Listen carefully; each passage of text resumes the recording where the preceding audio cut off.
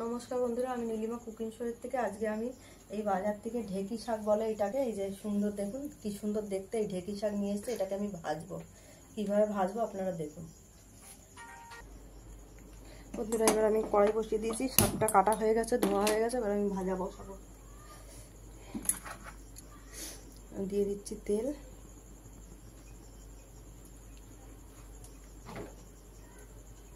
তেলটা গরম হলে আমি দিয়ে দেবো কাঁচা লঙ্কা, তারপর দিয়ে দেবো শাকটা।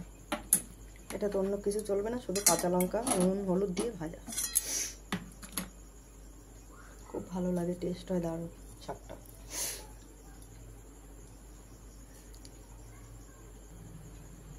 দিয়ে দিলাম আমি কাঁচা লঙ্কা, তেলে ঝাল ঝাল করে ভাজবো। দিয়ে দিচ্ছি শাক,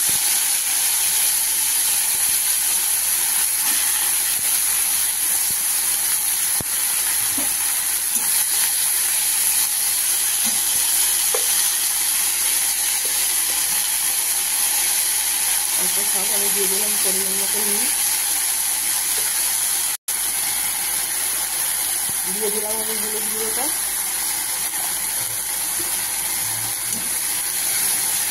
এবার আমি দিয়ে দেবো ঢাকা।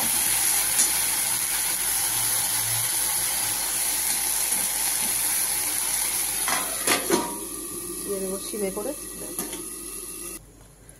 এবার আমি আলাদা করে দেখছি কতটা সেদ্ধ হয়ে গেছে কিনা শাকটা।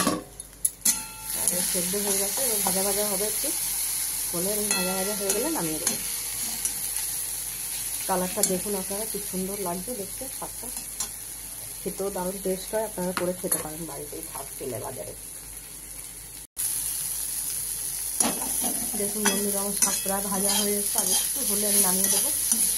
খুব কড়া হবে না, খুব নরমও থাকবে না, মিডিয়াম ভাজা হবে, খুব টেস্টি লাগে, দারুণ টেস্টি লাগে শাকটা।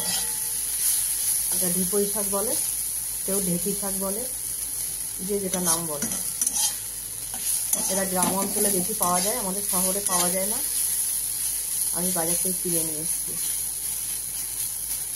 আপনারা পারলে কিনে নিয়ে আসবেন, আর যারা পাবেন তারা তুলে নিয়ে এসে খাবেন করে, খুব ভালো লাগে শাকটা।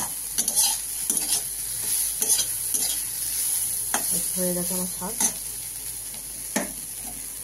শাকটা নামিয়ে দিয়েছি, আপনারা দেখে নিন কি সুন্দর হয়েছে। এরকমই হবে, আপনারা এরকম পারলে করে খাবেন বাড়িতে।